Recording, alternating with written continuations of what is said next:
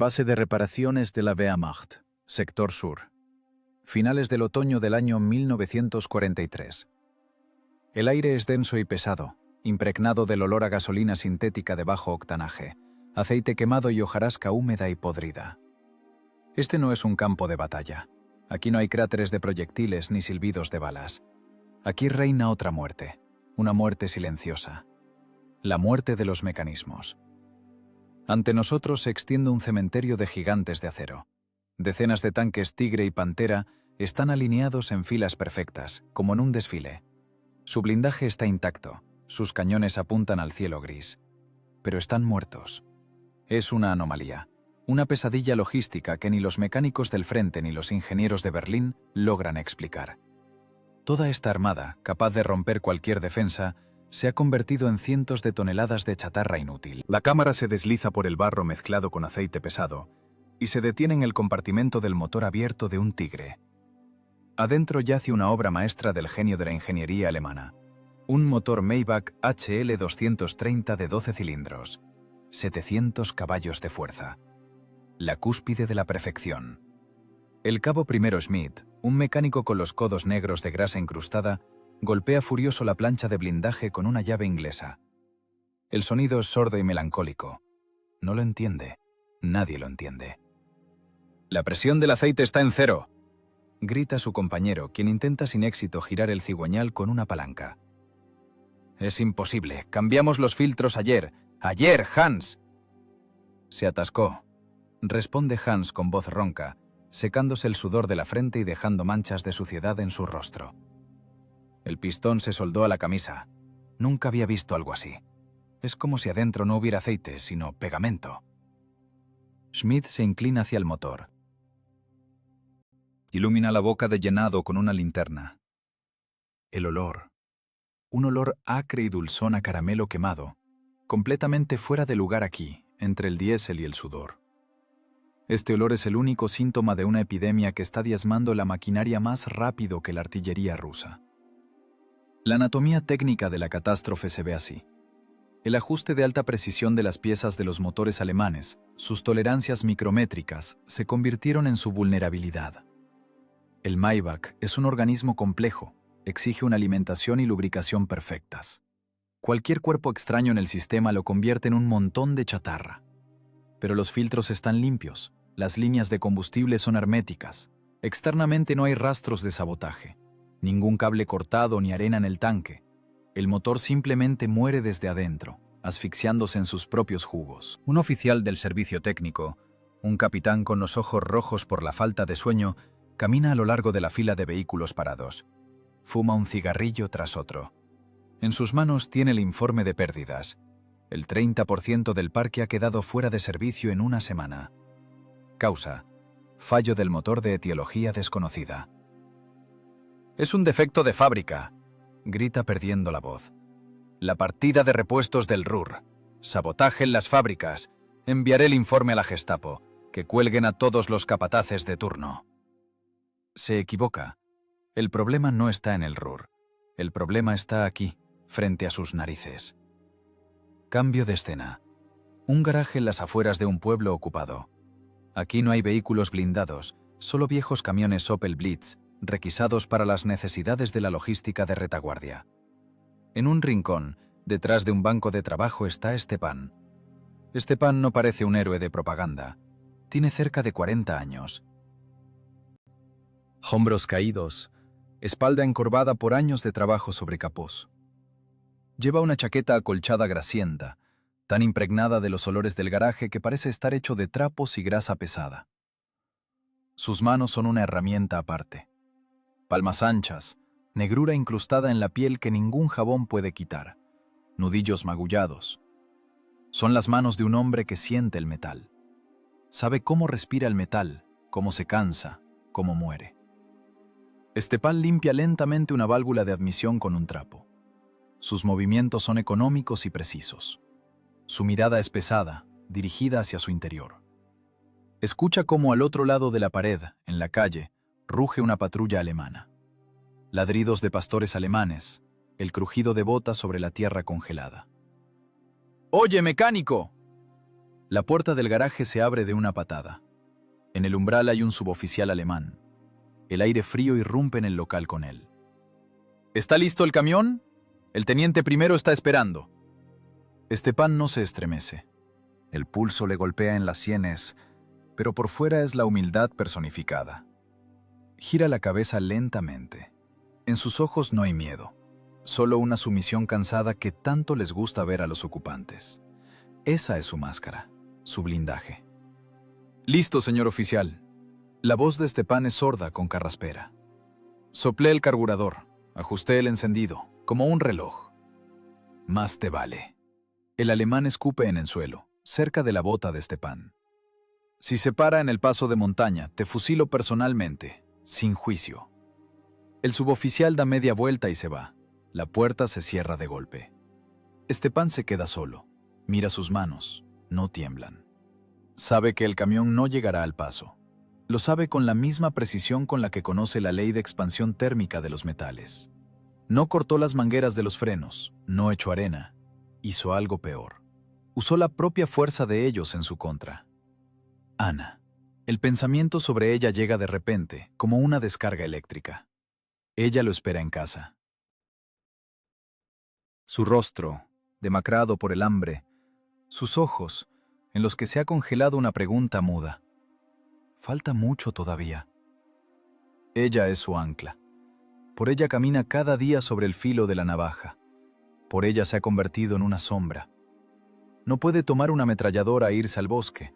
Entonces quemarían toda la aldea, y a Ana también. Su guerra es otra.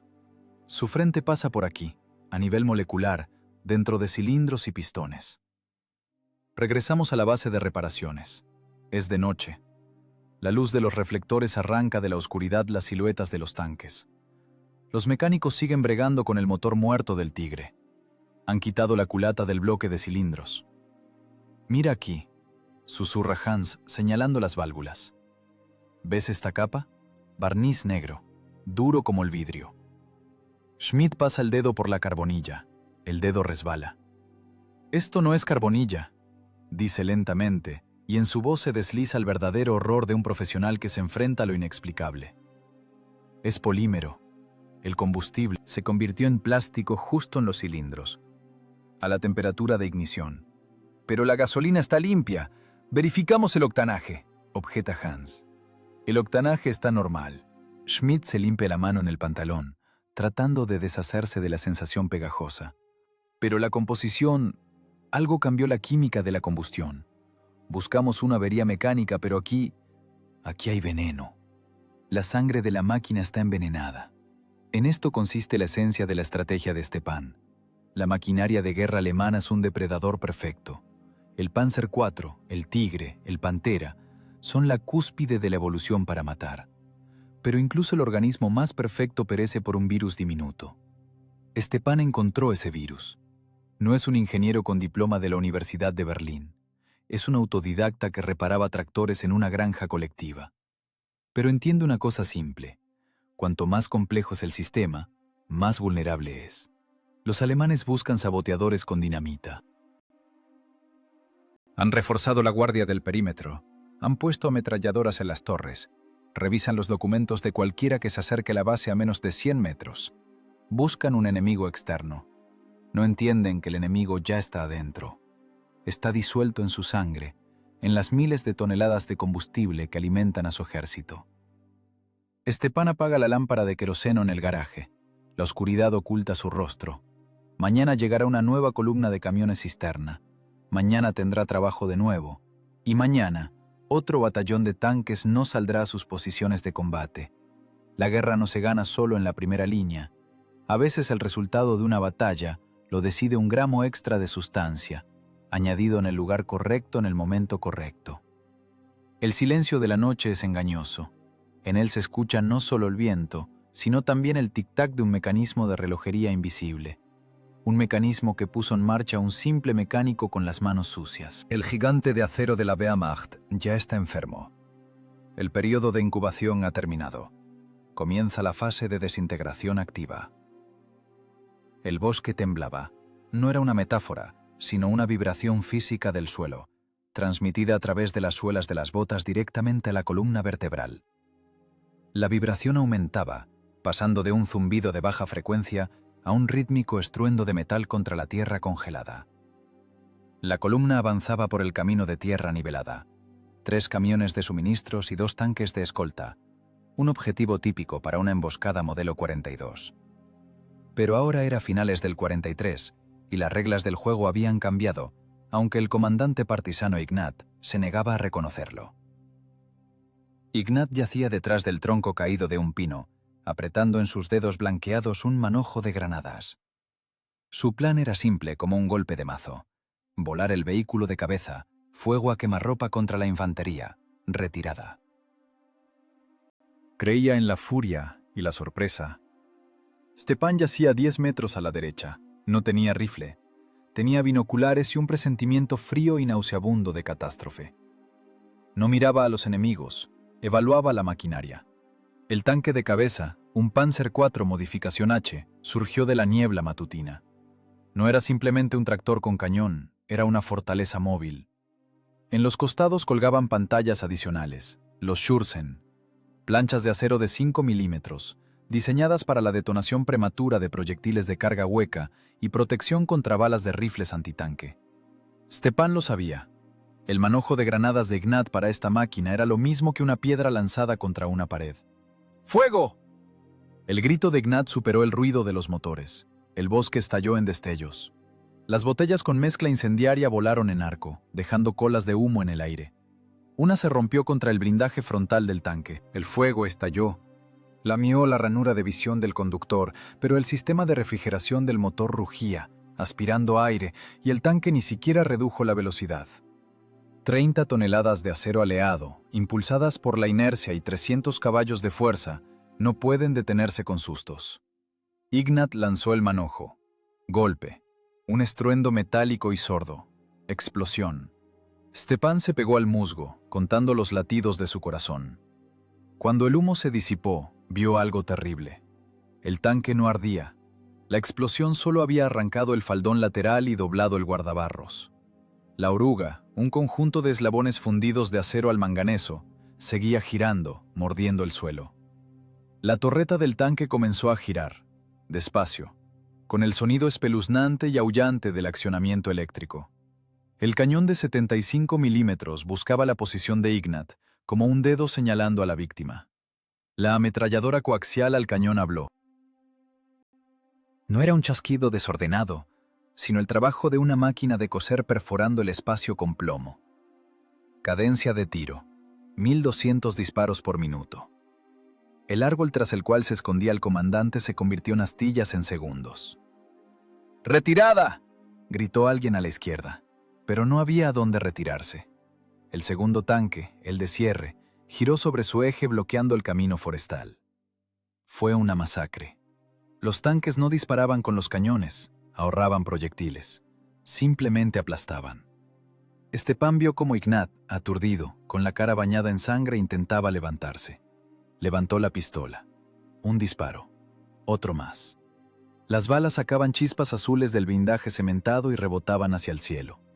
El conductor del tanque ni siquiera cerró la escotilla. Veía al hombre frente a él. El conductor mecánico simplemente aceleró más. El rugido del motor se intensificó, convirtiéndose en un chillido. Las orugas de acero, cada una pesando decenas de kilogramos, rodaron sobre el cuerpo. El crujido de los huesos se escuchó incluso a través del estruendo del combate. Fue un sonido que cambia a un hombre para siempre. El sonido de la superioridad absoluta de la máquina sobre la carne. Stepan no disparó, se arrastró. Usó cada pliegue del terreno, cada arbusto, para volverse invisible.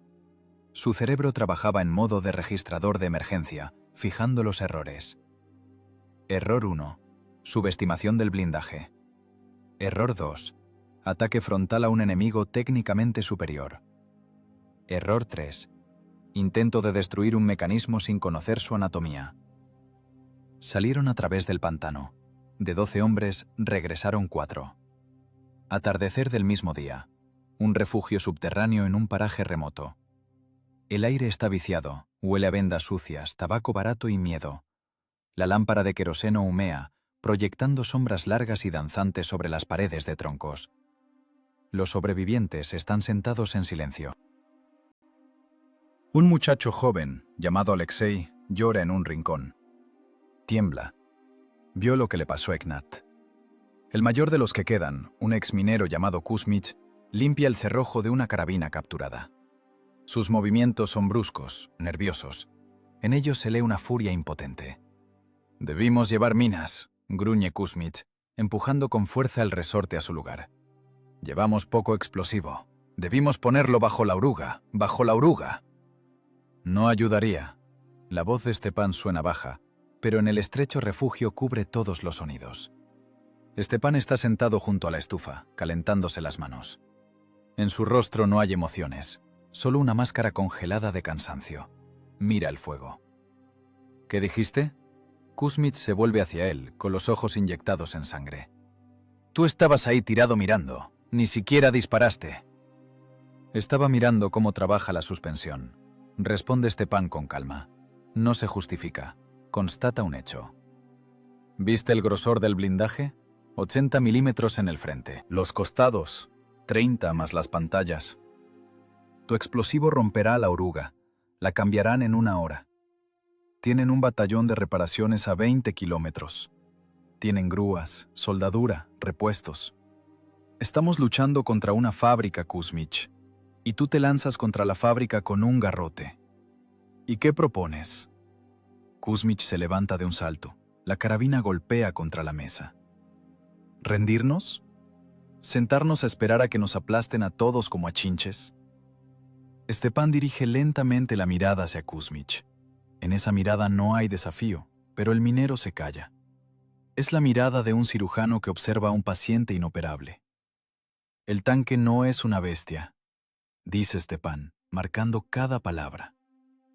El tanque es una máquina. Tiene corazón, tiene pulmones, tiene sangre.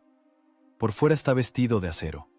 No se puede perforar, pero por dentro es delicado. Stepan toma una ramita y comienza a dibujar un esquema en el suelo de tierra. Motor Maybach, 23 litros de volumen. Una cosa complejísima. Bloque de aluminio, camisas húmedas. Las holguras entre el pistón y el cilindro son de centésimas de milímetro. Los alemanes se enorgullecen de esa precisión, pero esa precisión es su muerte. Levanta la cabeza, recorriendo con la mirada a los presentes. Alexei ha dejado de llorar y mira el dibujo en la tierra. Si lanzas una granada por fuera, el blindaje aguantará. La energía cinética se disipará. Pero si cambias la composición de lo que entra dentro, si obligas al motor a devorarse a sí mismo, ¿envenenarlo? Pregunta Alexei con incredulidad. Matarlo, corrige Stepan. El sabotaje no es una explosión. La explosión se oye a 5 kilómetros. Los alemanes envían inmediatamente a los escuadrones de castigo. El sabotaje es silencio. El tanque sale de las puertas de la base completamente sano. La tripulación está contenta. Y después de 10 kilómetros, en pleno campo, el motor se convierte en un bloque monolítico de metal inútil. Ninguna reparación ayudará. Solo el reemplazo de la unidad. Y la unidad pesa 1 tonelada, y la traen desde Alemania. ¿Y cómo harás eso? Kuzmich todavía está enojado, pero en su voz ha aparecido curiosidad. ¿Con el Espíritu Santo? Con química. Stepan borra el dibujo con la suela de la bota. A los alemanes les encantan sus instrucciones. Creen en la pureza del combustible. No revisan cada barril. Golpearemos donde no hay blindaje, en el sistema de combustible. En el refugio se hace el silencio. Ya no es el silencio de la derrota. Es el silencio antes de tomar una decisión. La vieja táctica murió esta mañana junto con Ignat. El heroísmo se estrelló contra el acero Krupp. Stepan proponía algo diferente. No un combate, sino un asesinato. Un asesinato frío, calculado y vil de la técnica. «Te das cuenta de que si nos atrapan», empieza Alexei. «Si nos atrapan con rifles nos fusilarán», interrumpe Stepan. «Si nos atrapan con lo que tengo planeado, nos interrogarán mucho tiempo». Mucho tiempo. La Gestapo sabe hacer preguntas sobre anatomía humana.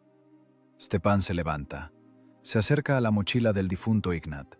Saca de allí no cartuchos, sino un terrón de azúcar que el comandante guardaba para una ocasión especial. Gira el cubo blanco entre sus dedos sucios. Las facetas del azúcar brillan opacamente a la luz de la lámpara. La guerra son recursos, dice mirando el azúcar. Ellos tienen tanques, aviones, artillería. Nosotros tenemos acceso a su retaguardia. Y tenemos odio. Pero el odio debe ser inteligente. A partir de mañana dejamos de ser partisanos. Nos convertimos en mecánicos.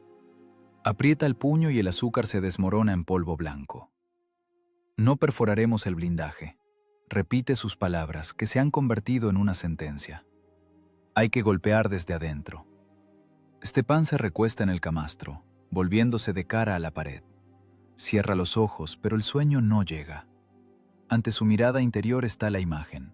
La oruga giratoria triturando el cuerpo de Ignat. El golpe, el crujido, el chillido del metal. Ese sonido vivirá ahora en él. Se convertirá en combustible para su propia guerra. Una guerra donde el arma principal no será el TNT, sino el conocimiento de la temperatura de fusión de la sacarosa y el funcionamiento de la bomba de inyección de combustible de alta presión. Mañana comenzará los experimentos. Necesita saber con exactitud, no aproximadamente, sino con exactitud, cuántos gramos se necesitan por litro de gasolina para detener un tigre. No puede haber errores. El precio del error no es solo el fracaso, sino la vida de Ana y de todos los que están cerca. Y tras las paredes del refugio aullaba el viento, meciendo las copas de los pinos. En algún lugar allá afuera, en los caminos, seguían rugiendo los motores alemanes, seguros de su invulnerabilidad. Todavía no sabían que su muerte ya estaba diseñada, y esa muerte tiene un sabor dulce. El viejo cobertizo al borde del pantano se convirtió en laboratorio. A través de las grietas en las tablas secas se filtraba la luz gris de la mañana, cayendo sobre el banco de trabajo, hecho de tablones toscos. Sobre el banco no yacía el cadáver de un hombre, pero para Stepan aquello era una autopsia. Frente a él había un carburador de un camión Opel Blitz capturado y un bloque de cilindros desmontado, que habían arrastrado con esfuerzos sobrehumanos desde el lugar de la emboscada de ayer al amparo de la noche. El aire adentro era pesado, viciado. Olía a óxido, a heno viejo y al penetrante olor a gasolina. Stepan no notaba el frío, aunque le salía vapor de la boca. Se movía alrededor de la mesa con la precisión de un cirujano preparándose para una operación compleja. Sus herramientas no eran bisturí y pinzas, sino alicates, una lata de conservas ahumada y un hornillo que zumbaba con una llama azul uniforme. En un rincón estaban sentados Kuzmich y Alexei. Miraban las manipulaciones del mecánico con una desconfianza que rayaba en la irritación. Para ellos, acostumbrados al peso del rifle y a la verdad tajante de la granada, lo que ocurría parecía brujería o locura. ¿Estamos jugando a las muñecas, Stepan?, roncó Kuzmich, armando un cigarrillo con dedos temblorosos. Los alemanes están peinando el bosque y tú estás haciendo mermelada. Stepan no respondió, ni siquiera giró la cabeza. Su pulso era estable, 60 latidos por minuto. En esos momentos el mundo para él se reducía al círculo de luz sobre el banco de trabajo. El miedo se iba, desplazado por la concentración. Tomó una bolsita de lona, desató el cordón y vertió en su palma un puñado de cristales de color blanco sucio. Azúcar. Azúcar de remolacha común. «Miren», la voz de Stepan sonaba seca, desprovista de emociones. «Lección de química». Vertió en la lata de conservas 200 gramos de gasolina. Luego echó el azúcar ahí. Agitó. Los cristales giraron en un remolino turbio, golpeando contra las paredes, pero no desaparecieron. «¿Ven?», preguntó, levantando la lata hacia la luz. En la gasolina fría la sacarosa no se disuelve, simplemente queda suspendida. Si se vierte esto en el tanque, el filtro de limpieza gruesa retendrá los trozos grandes. Los pequeños pasarán, pero pueden obstruir los chicles. Es una avería, pero no la muerte. Los alemanes purgarán el sistema en 2 horas y seguirán adelante. Eso es de aficionados. Kuzmich escupió al suelo. ¿Y bien? Ya te dije, tonterías. Esperen, lo cortó Stepan. Puso la lata sobre el hornillo. La llama lamió el fondo ahumado. La gasolina comenzó a hervir casi al instante, evaporándose en un vapor blanco y acre. Stepan trabajaba sin máscara, entrecerrando los ojos por los vapores. Necesitaba mostrar el proceso de transformación. El motor de combustión interna es un horno. Comenzó su conferencia mientras el líquido en la lata burbujeaba. La temperatura en la cámara de combustión alcanza los 2000 grados. Las paredes de los cilindros, los pistones, las válvulas, todo eso está al rojo vivo. Cuando la gasolina con azúcar entra ahí, ocurre una reacción. El líquido en la lata casi se había evaporado, y entonces comenzó la transformación. La suspensión blanca en el fondo se oscureció de repente. Salió un humo denso y dulce, mezclado con olor a quemado. El olor era repugnantemente empalagoso, taponaba las fosas nasales provocando náuseas. El azúcar comenzó a derretirse, a burbujear, convirtiéndose en una masa negra y viscosa, parecida al alquitrán. Caramelización, pronunció Stepan, retirando la lata del fuego con unas tenazas. Y ahora miren lo que pasa cuando el motor se enfría, o cuando esta porquería llega a las guías de las válvulas. Arrojó la sustancia negra sobre el metal frío del bloque de cilindros. La masa siseó, extendiéndose por la superficie especular de la camisa, y se solidificó casi al instante. «Inténtalo». Stepan asintió a Kuzmich, tendiéndole un destornillador. «Arráncalo». El minero se acercó, frunciendo el ceño con desconfianza. Picó la mancha negra con el destornillador. El metal tintineó. La costra era dura como la piedra. Kuzmich presionó con más fuerza, tratando de desprender la costra. La punta resbaló, dejando solo un rasguño en el barniz negro. «No es solo suciedad», dijo Stepan en voz baja, mirando cómo Kuzmich intentaba limpiar la pieza sin éxito. «Es abrasivo y pegamento al mismo tiempo. En un motor en marcha, esta sustancia envuelve los anillos, tapa los canales de aceite, llega a los vástagos de las válvulas». Stepan tomó una válvula, la sumergió en los restos de la sustancia aún tibia y la insertó en el casquillo guía. Esperó 10 segundos. «Y ahora sácala». Kuzmich tiró del vástago de la válvula. No cedió. Tiró más fuerte. El metal se había adherido a muerte al metal. «Se trabó», susurró Alexei, mirando aquello con los ojos muy abiertos. «A muerte», confirmó Stepan. Imaginen que esto ocurre a 3000 revoluciones por minuto. El pistón sube y la válvula no alcanza a cerrarse porque el resorte no puede vencer la resistencia de este pegamento. Golpe. El pistón golpea el plato de la válvula, dobla el vástago, rompe el balancín, o peor aún, los anillos se pegan al pistón. La compresión cae a cero, el aceite deja de fluir, el motor se amarra. En el cobertizo reinó el silencio, interrumpido solo por el zumbido del hornillo enfriándose. Los partisanos miraban el trozo de hierro sucio como si no fuera una pieza de máquina, sino un artefacto mágico. Acababan de ver cómo un puñado de polvo blanco derrotaba al acero. ¿Es para siempre?», preguntó Alexei. «Para limpiar esto hay que desmontar el motor hasta el último tornillo», respondió Stepan, limpiándose las manos con un trapo. «Hervirlo en sosa cáustica durante horas, raspar a mano. En condiciones de campo es imposible. El motor va a la basura. El tanque se convierte en un búnker. El camión en un montón de metal». Stepan se acercó a la puerta y miró por una rendija. La calle estaba vacía. Solo el viento arrastraba hojas secas. Pero la tensión no había desaparecido. Colgaba en el aire, como la estática antes de una tormenta. Ahora conocían el secreto. Ahora temían un arma. Pero poseer esa arma requería una sangre fría de un tipo muy diferente. «Los alemanes son pedantes», continuó Stepan, volviendo al banco de trabajo. «Cuentan con la pureza de su combustible. Tienen un sistema de inyección complejo. En los Maybach y Daimler-Benz, las holguras son mínimas.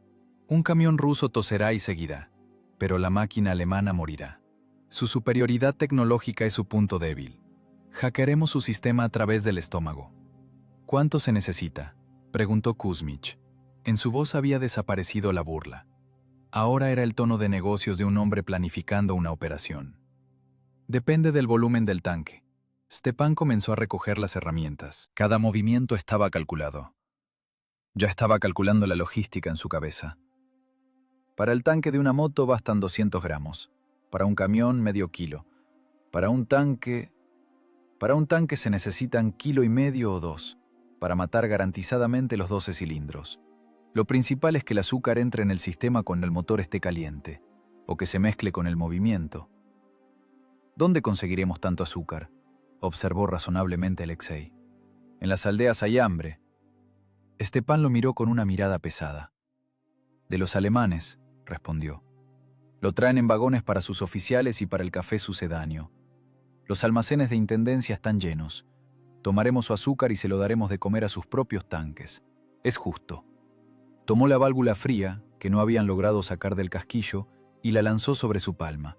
Un pesado trozo de metal muerto. Esta ya no es una guerra de disparos, dijo Stepan, mirando a los ojos a sus compañeros. Es una guerra de ingenieros. Les enseñaré cómo hacer bombas con trapos y grasa, para que el azúcar no se asiente en el fondo del tanque de inmediato, sino que se disuelva gradualmente. Haremos cápsulas de efecto retardado. Ahora el miedo pasó a un segundo plano. En los ojos de Kuzmich y Alexei se encendió una chispa maligna. La sensación de impotencia ante los monstruos blindados desapareció. Entendieron la mecánica de la vulnerabilidad.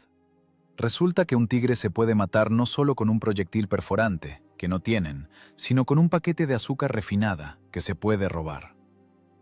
Mañana vamos a explorar la estación, dijo Kuzmich con firmeza. Stepan, tú respondes con tu cabeza por la mezcla, y nosotros nos encargamos de la entrega. Stepan asintió. Sentía como algo dentro de él también se endurecía, igual que esa carbonilla negra sobre el metal. La lástima, las dudas, el miedo, todo eso se quemó en el horno del odio, dejando solo un cálculo frío y duro.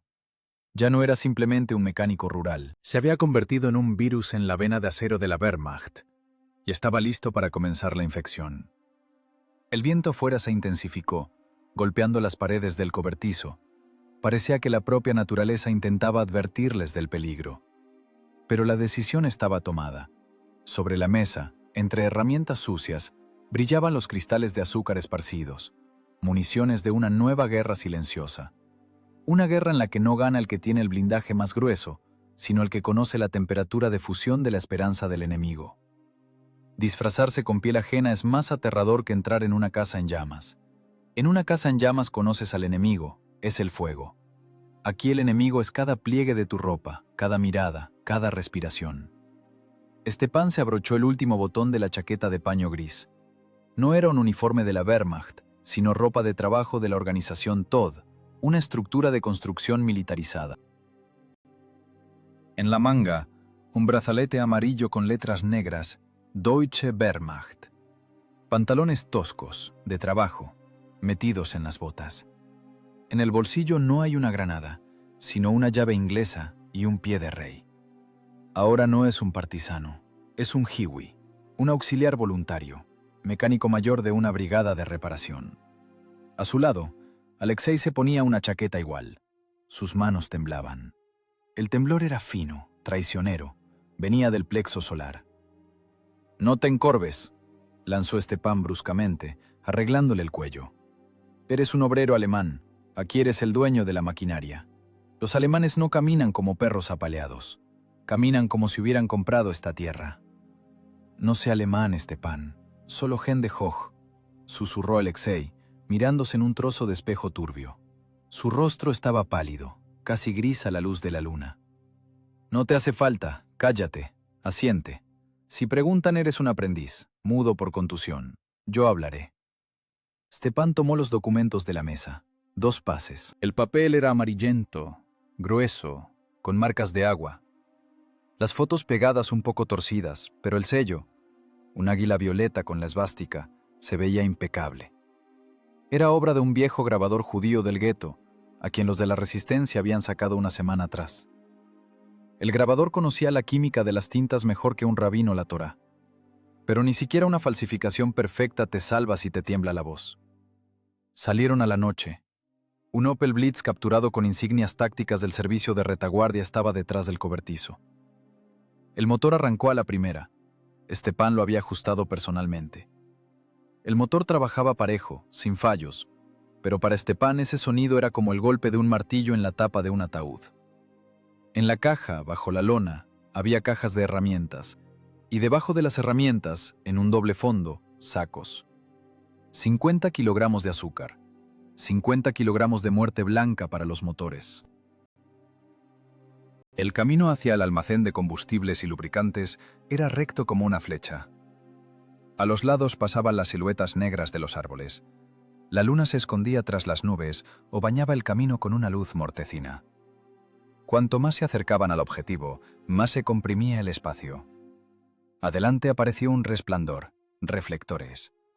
Barrían el cielo y la tierra, arrancando pedazos de realidad. Alambre de púas en 3 filas, torres con ametralladoras MG-42, bloques de hormigón del puesto de control. No era un almacén, era una fortaleza que custodiaba la sangre de la guerra, la gasolina. Stepan puso las manos sobre el volante, los nudillos se blanquearon. Ordenó a su corazón latir más despacio. La fisiología del miedo es simple. La descarga de adrenalina estrecha los vasos, sube la presión, provoca temblores. Para sobrevivir, hay que controlar el sistema nervioso vegetativo, respirar profundo, con el diafragma. 1, 2, inhalar. 3, 4, exhalar. Llegamos, dijo. La voz era ajena, metálica. Mira al frente, no muevas los ojos. El Opel redujo la velocidad, los frenos chirriaron. La barrera, pintada con franjas rojas y blancas, estaba bajada.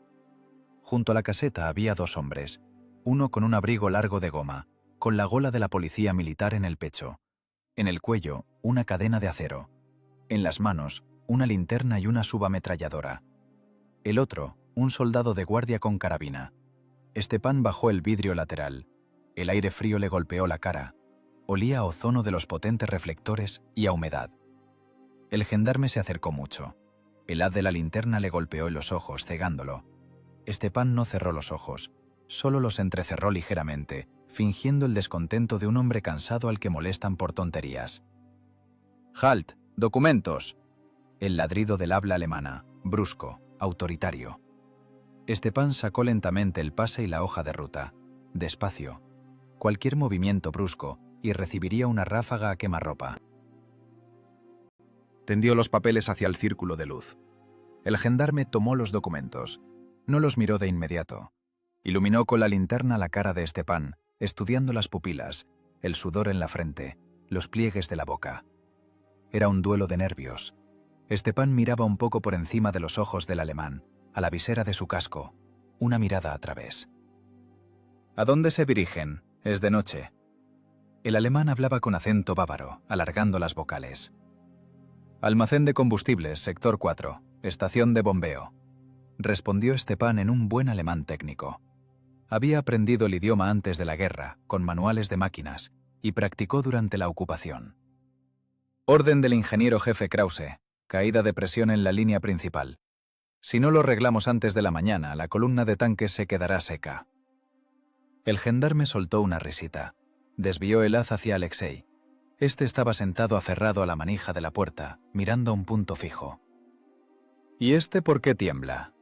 «¿El partisano tiene miedo?» Un segundo de silencio. Se extendió una eternidad. Stepan oía el tic-tac del reloj en la muñeca del gendarme. «Es un aprendiz», dijo Stepan con calma, y en su voz sonó desprecio. «Primera vez en el turno de noche. Contuso cerca de Kharkov. Idiota, pero sabe apretar tuercas». El gendarme se rió. La risa fue corta, como un ladrido. «Hay muchos de ustedes así, héroes de la retaguardia». Finalmente bajó la mirada a los papeles. El haz de la linterna se deslizaba por las líneas. Nombre, sello, firma, fecha. Cada letra podía ser una sentencia. Si el grabador se equivocó en la fuente, si la tinta estaba demasiado fresca, si sus apellidos no estaban en la lista de admitidos al objeto. El gendarme frunció el ceño. «No están en las listas del turno de noche». A Stepan se le heló el interior. El estómago se le hizo un nudo. Era el fracaso. Ahora el alemán levantaría el silbato. Ahora sonaría la ráfaga. «Naturalmente que no estamos». Stepan alzó la voz, añadiendo notas de irritación de un profesional frenado por la burocracia. La bomba se rompió hace una hora. El señor ingeniero jefe llamó al oficial de guardia del almacén. Quiere que despierte al comandante e informe que la gendarmería de campaña está reteniendo la reparación de un objeto estratégico. Por favor, llame. Pero cuando mañana los tigres no arranquen, la explicación la escribirá usted. Era un farol descarado y mortal. Stepan golpeaba en el lugar más vulnerable del ejército alemán, el miedo a los superiores y a la responsabilidad por el fracaso de una misión de combate. El gendarme se quedó quieto, miraba a Stepan. En sus ojos luchaban la vigilancia reglamentaria y la falta de ganas de despertar a los jefes por una bomba rota. Lógica de guerra. Mejor dejar pasar a los reparadores que responder por una ofensiva frustrada. ¿Qué hay en la caja?, preguntó secamente el gendarme, devolviendo los documentos. Herramientas, trapos, repuestos para hidráulica.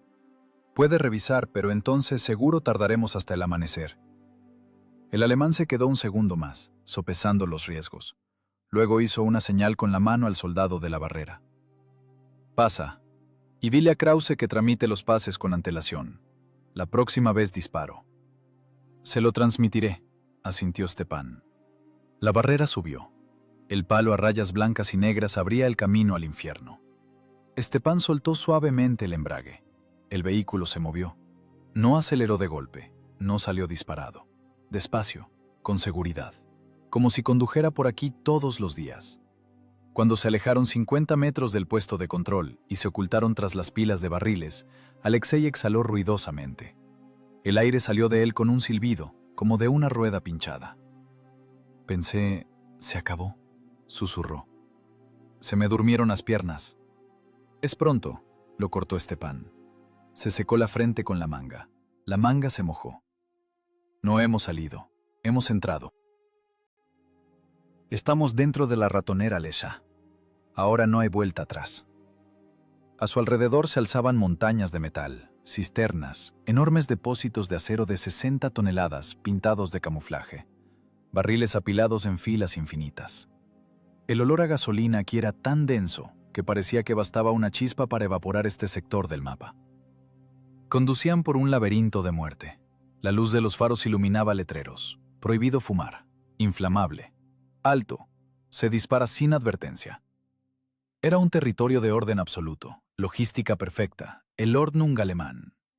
Y ahora, en la caja de su camión, yacía el caos, empaquetado en sacos de harina.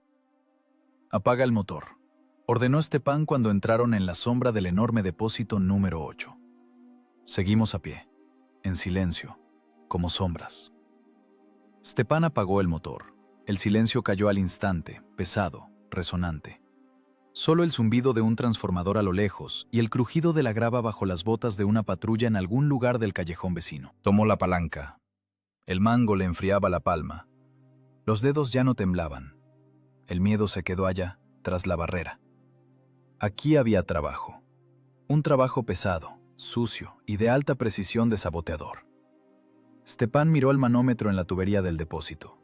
La aguja mostraba la presión de trabajo. El sistema estaba vivo. Respiraba, bombeando combustible a las venas del frente. Ahora le pondría una inyección a este sistema de la que no se recuperaría. Agarramos los sacos, susurró. Tenemos 15 minutos hasta la próxima ronda. Estaban adentro, cuerpos extraños en el organismo del enemigo. El virus comenzó a actuar.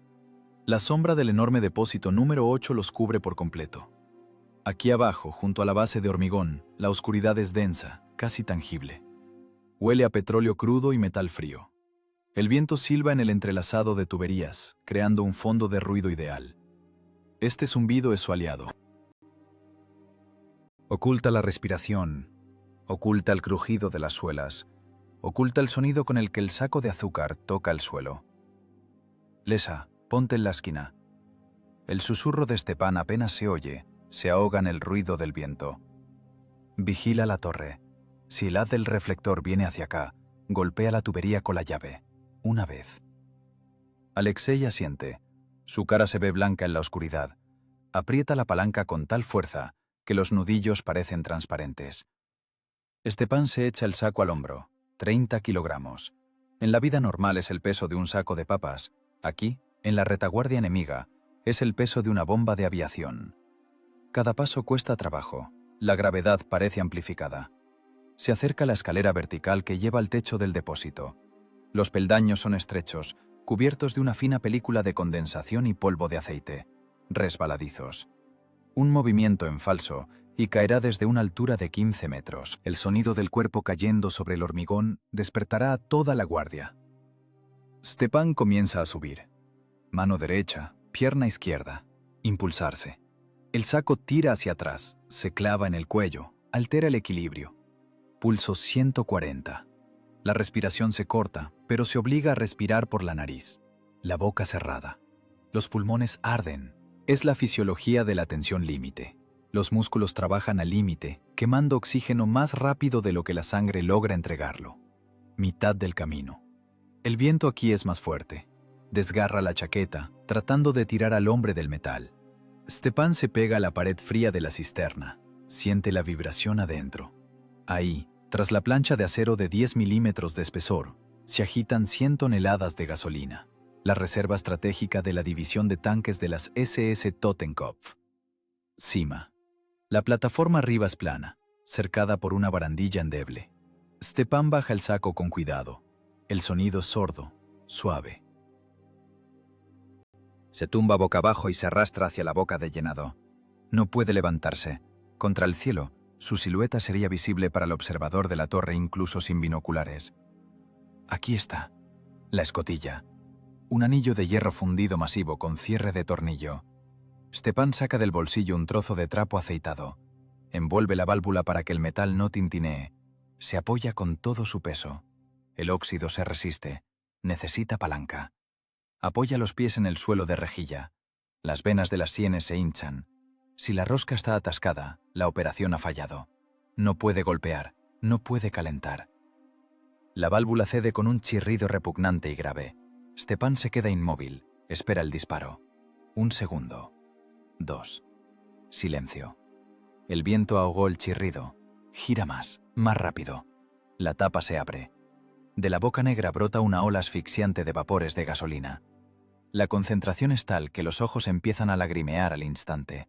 Stepan aguanta la respiración. Saca un cuchillo. Abre el saco. Ahora lo más peligroso.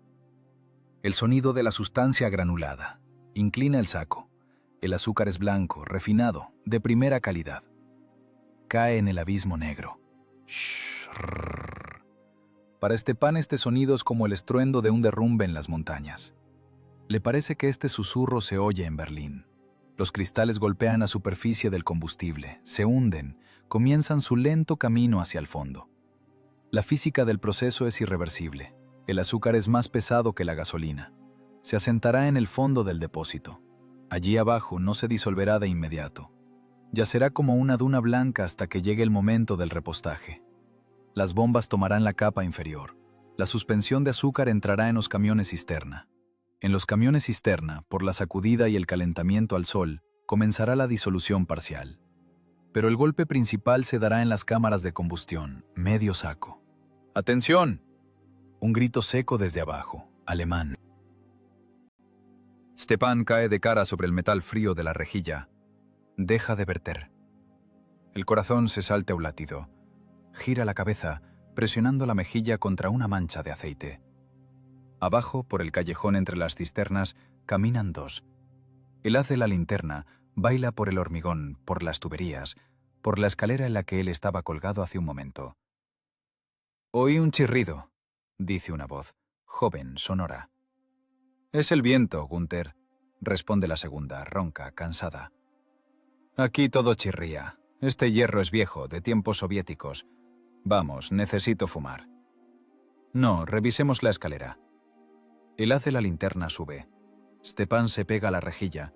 Se siente como un insecto bajo un microscopio. Ve cómo la luz se desliza por la barandilla.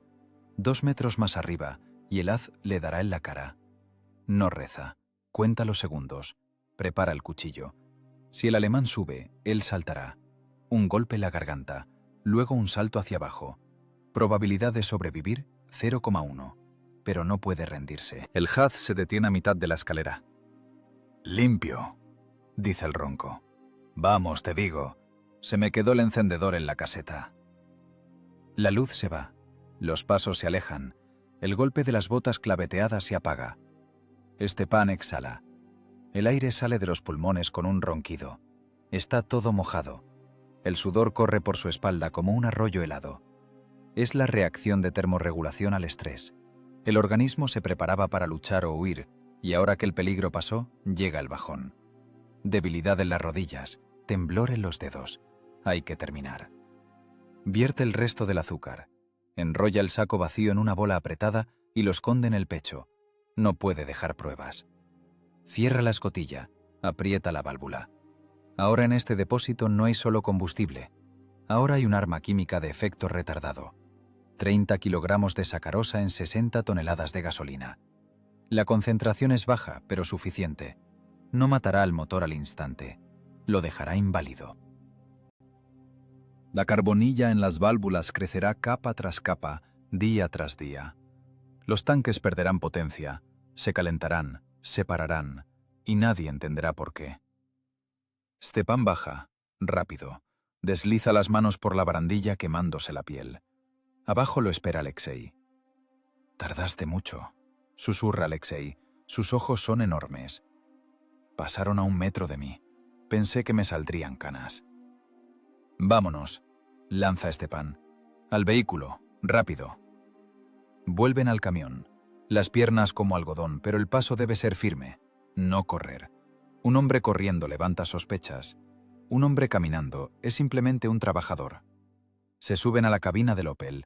El olor adentro, olor a cuero viejo y polvo, parece ahora el olor de casa. Stepan mete la llave en el contacto. La mano se detiene. ¿Y si no arranca? ¿Y si la técnica alemana siente la traición? Giro de llave. El motor de arranque gime. 1, 2. El motor agarra.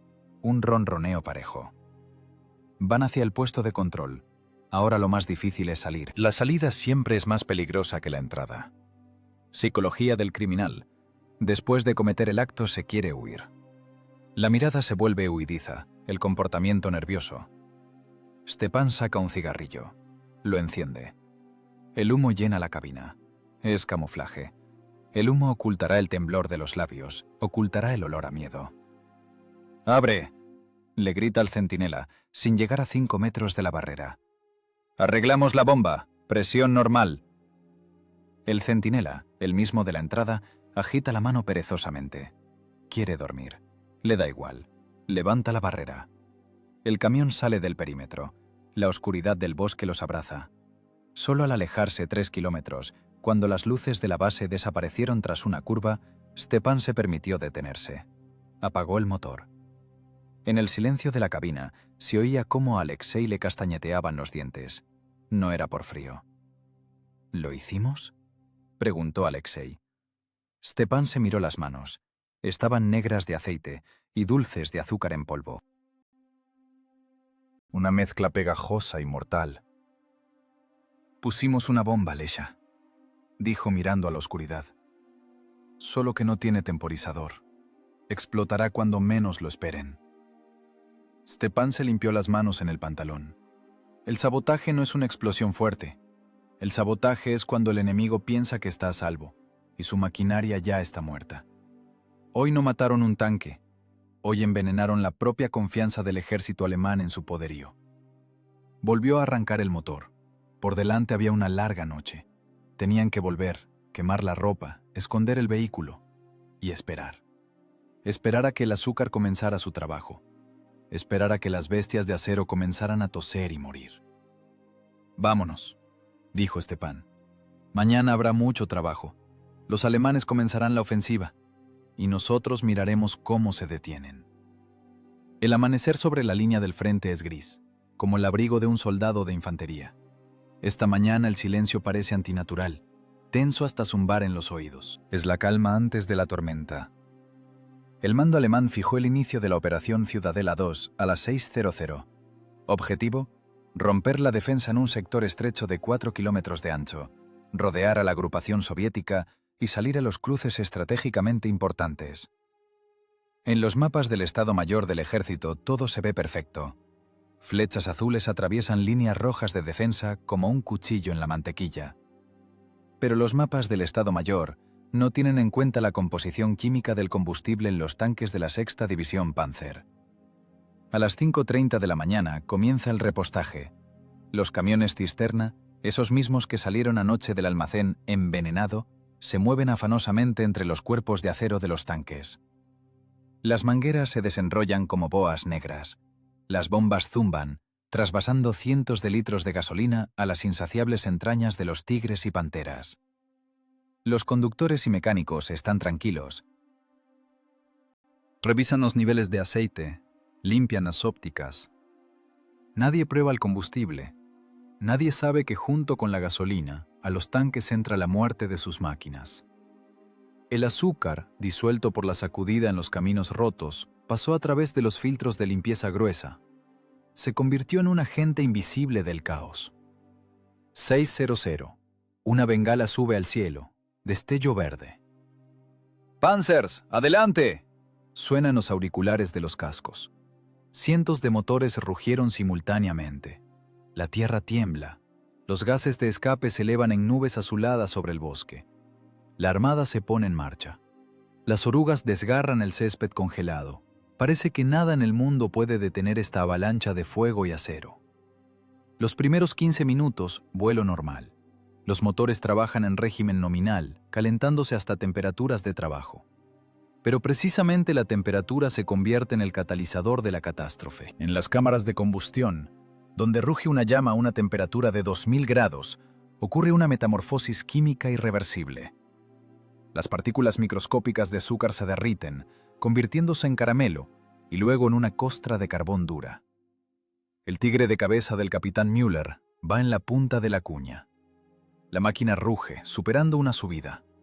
De repente el sonido del motor cambia. En lugar de un zumbido bajo y parejo, aparece un golpeteo extraño, metálico, sonoro. «¡La presión del aceite cae!», grita el conductor mecánico por la comunicación interna. «La temperatura sube a la zona roja». «¡No parar!», grita Müller. «Estamos en una zona de tiro. ¡Adelante!». Pero no se puede gritar más fuerte que la física. La carbonilla cubre los vástagos de las válvulas de escape.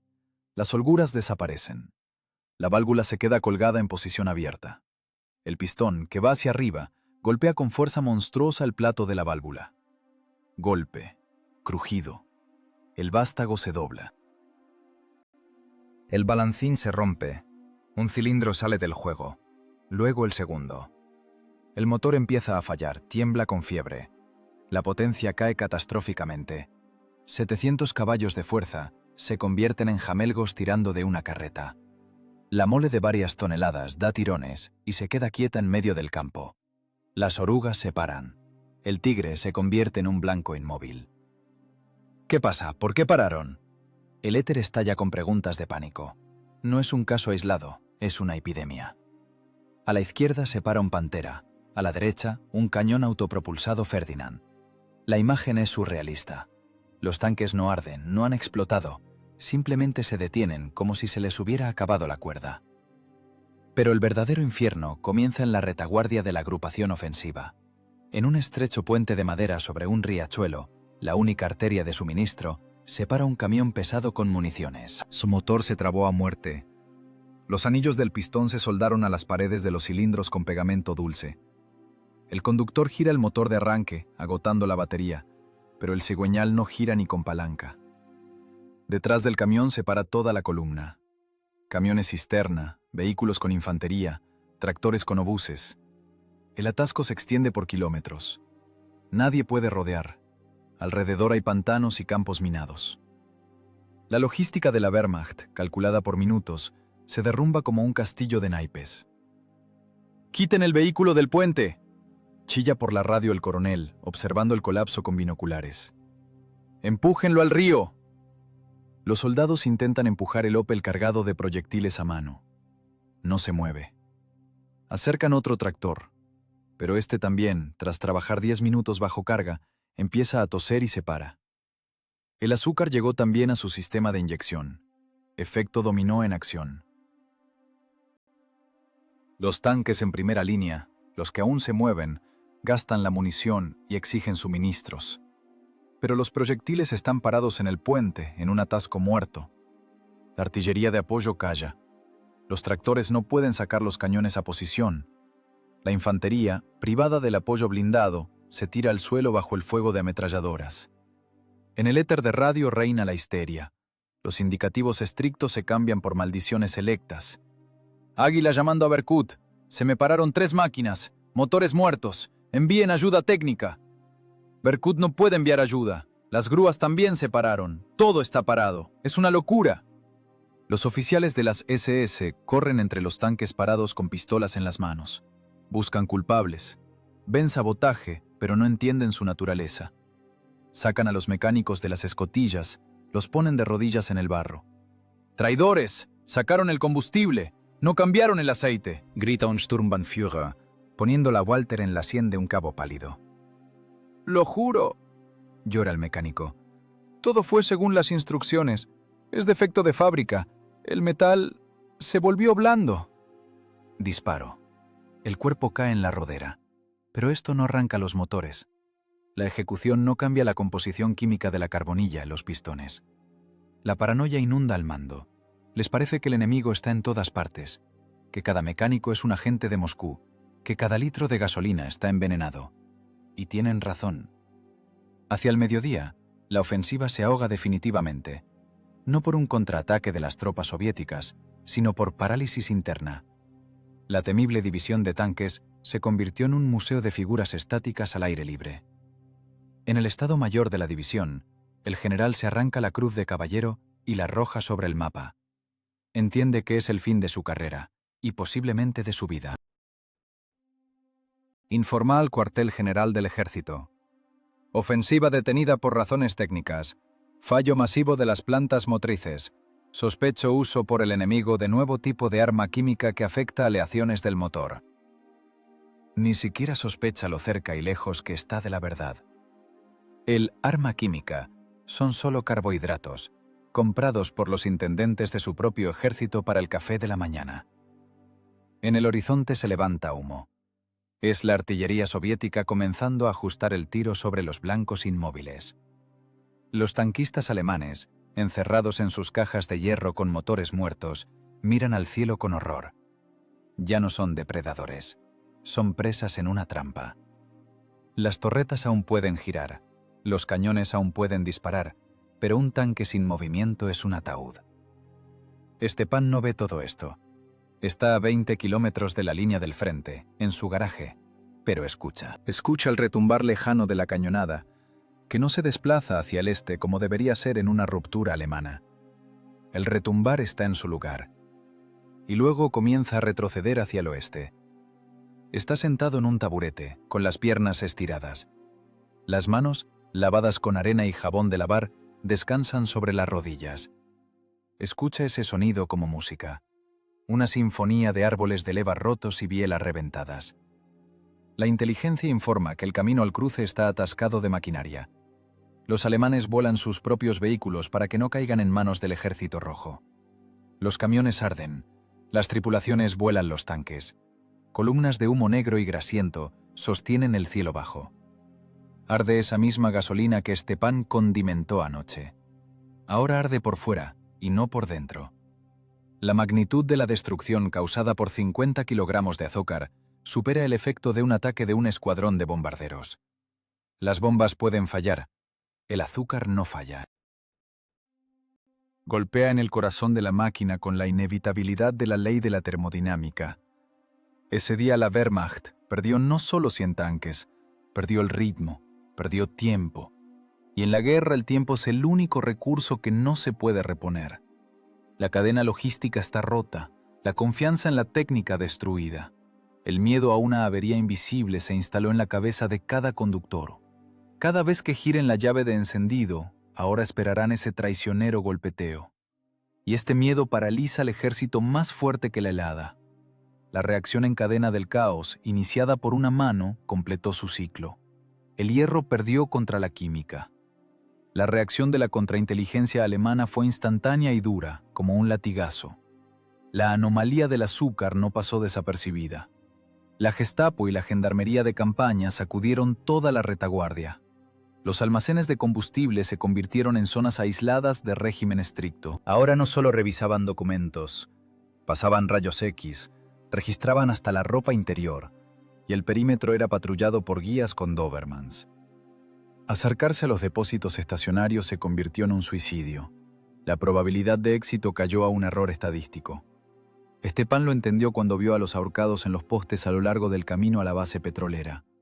Los carteles en el pecho de los ejecutados decían «saboteador». Eran personas al azar, capturadas para el informe. El sistema exigía sangre, y la obtuvo. Pero la verdadera amenaza, Stepan, todavía estaba libre. «Cerraron las entradas», dijo Kuzmich, mirando con binoculares los puestos de guardia reforzados. «Ahí no pasa ni un ratón. Hay que cambiar de táctica, o esconderse». «El combustible no se teletransporta», respondió Stepan. Desplegó un mapa de vías férreas. El papel estaba gastado en los pliegues. «Fluye, arterias. Si no se puede envenenar el corazón, inyectaremos veneno en las venas. El ferrocarril». Convoyes. Trenes largos, de 50 vagones, que vienen de Rumania y Alemania. Cisternas con cruces. Se detienen en pequeños tramos, dejando pasar trenes sanitarios o unidades de élite de las SS. Tienen paradas cortas, 10-15 minutos. La guardia del convoy no es la guarnición de la base. Es una decena de soldados, congelados, cansados, soñando con calor. Noche. Estación de clasificación. El viento aquí es tal que parece arrancar la piel de la cara. La nieve helada golpea los ojos. Es clima para sabotaje. Los centinelas esconden la nariz en los cuellos, la vista y el oído se entorpecen. Pero también para el saboteador es un infierno. El metal de las cisternas está cubierto de una costra de hielo. Es resbaladizo como vidrio enjabonado. Stepan, Alexei y Kuzmich yacen en un montón de nieve junto al terraplén. A 5 metros de ellos, frenando con estruendo y chirridos, para un tren de carga. El vapor de las líneas de freno envuelve las ruedas. Olor a creosota, carbón y helada. «Trabajamos en trío», susurra Stepan. Los labios apenas se mueven, congelados. Kuzmich, control de cola. Alexei, control de cabeza. Yo arriba. «Stepa, hay hielo». Alexei mira las siluetas negras de las cisternas. «Si te caes no cuentas el cuento. O bajo las ruedas, o la guardia oye». «Entonces me agarraré con los dientes», cortó Stepan. «Vamos». Corrieron a través de las vías, corriendo agachados, sombras entre sombras. Stepan corrió a la escalera de la cisterna. Los pasamanos estaban helados. Los guantes resbalan. Se los quitó. Se los metió en el pecho. Agarró el metal helado con las manos desnudas. El dolor quemó las palmas, pero apareció el agarre. Subió. El viento trataba de arrancarlo, de tirarlo bajo las ruedas. El corazón latía en algún lugar de la garganta. Cada paso, un riesgo. El sonido del golpe de la bota contra el metal podía ser el último sonido de su vida. Pero el tren respiraba. El metal se enfriaba, chasqueaba, siseaba la neumática, y estos ruidos técnicos enmascaraban su ascenso. Arriba era aún peor. Aquí el viento paseaba libremente. Stepan se aplastó boca abajo, abrazando la boca de la escotilla. Parecía una garrapata clavada en la bestia de acero. Escotilla. Los cierres se congelaron. Stepan sacó la palanca. Hay que golpear para romper el hielo, pero no se puede golpear. El tintineo se oirá a 1 kilómetro. Empezó a presionar, despacio, suavemente, aumentando el esfuerzo. Los músculos de la espalda dolieron. El metal chirrió, cediendo. Abajo, a lo largo del tren pasó el haz de una linterna. Stepan se pegó a la costra de hielo de la cisterna. La cara se pegó al hierro frío. Dejó de respirar. El haz se deslizó por el costado del vagón, iluminó los pares de ruedas y siguió. Los pasos del centinela crujían por la grava. El alemán tarareaba algo. Estaba a 2 metros en vertical. Stepan veía el vapor de su aliento. Si el alemán levanta la cabeza, fin. Stepan solo tiene un cuchillo. A esa distancia contra una carabina no hay oportunidad. El centinela pasó. Stepan exhaló. Abrió la tapa. Le golpeó en la nariz un denso olor a gasolina de aviación. Era Blau. Combustible de alto octanaje para la Luftwaffe. Una captura especial. Si envenena esta gasolina, no caerán tanques, sino Messerschmitts y Junkers. El precio de un error de motor en el aire es 100% muerte. Sacó del pecho unas bolsas estrechas especialmente cosidas con azúcar. Salchichas, como las llamaba Ana. Pasaban fácilmente por la boca. Rajó la tela con el cuchillo. El chorro blanco se fue al abismo negro. 2 kilogramos. 4. 6. A lo lejos sonó el silbato de la locomotora. Un pitido largo y alarmante. El tren sale. «¡Stepan!», el susurro ahogado de Alexei desde abajo. «¡Vámonos! ¡Se mueve!». Pero Stepan no podía irse. No había cerrado la escotilla. Dejar la escotilla abierta significa delatar el sabotaje. En la primera revisión lo verán. Encontrarán el azúcar. Rechazarán el lote. Todo en vano. Riesgo en vano. El tren dio un tirón. Los enganches tintinearon, transmitiendo el impulso de movimiento por la cadena de vagones. La cisterna bajo Stepan se balanceó. Casi resbala. Las piernas se fueron por el hielo, pero alcanzó a engancharse con el codo en la boca. Empezó a girar el tornillo. El tren ganaba velocidad. Despacio, pesado, pero inevitablemente. Las ruedas empezaron a golpear en las uniones. «¡Salta!», gritaba Kuzmich desde la oscuridad. «¡Ahora se irá al puente! ¡Allí hay guardia!». Stepan giraba la válvula. Las manos entumecidas, no la sentía. La sangre de los dedos despellejados manchaba la escarcha blanca en la tapa. Última vuelta. El cierre encajó en su lugar. El tren ya iba a la velocidad de un hombre corriendo. Stepan se arrastró a la escalera. El viento ahora le pegaba en la cara, cortándole la respiración. Se agarró de los pasamanos y, sin bajar, simplemente soltó las manos, empujándose del tren. El vuelo fue corto. Golpe contra el terraplén, duro, sacando el aire. Rodó por la pendiente, recogiendo nieve, escoria y arbustos espinosos. Se detuvo en una zanja con agua helada. Sobre él, con estruendo, pasaban las ruedas. Ta-ta, ta-ta, ta-ta, ta-ta. Cientos de toneladas de muerte que acababan de vacunar. Alexei y Kuzmich corrieron hacia él. Lo agarraron por los brazos sacándolo del agua. ¿Vivo? Kuzmich lo sacudía por el hombro. «Estás loco, Stepa. Eres un loco natural. Pensé que te irías con ellos a Berlín». Stepan escupió sangre. Se había mordido el labio al caer. Intentó cerrar el puño, pero los dedos no obedecían. «De aviación», roncó, y una sonrisa terrible y ensangrentada distorsionó su rostro. «Acabamos de derribar un escuadrón de cazas, muchachos, sin disparar ni un solo tiro». Se alejaban hacia el bosque, dejando a sus espaldas las luces rojas del último vagón que se alejaba. La adrenalina se retiraba, y en su lugar llegaba un frío salvaje. La ropa mojada se convertía en una coraza de hielo. Hasta el refugio había 10 kilómetros a pie. 10 kilómetros de dolor. Pero era otro dolor. Era el precio de la eficiencia. El juego había cambiado. Las apuestas subieron. Ahora Stepan no cazaba en almacenes donde la maquinaria estaba parada, sino en las arterias donde vivía. Esto requería otro temple. Ahora trabajaban en movimiento, en la oscuridad, al tacto. Cada salida se convertía en ruleta rusa.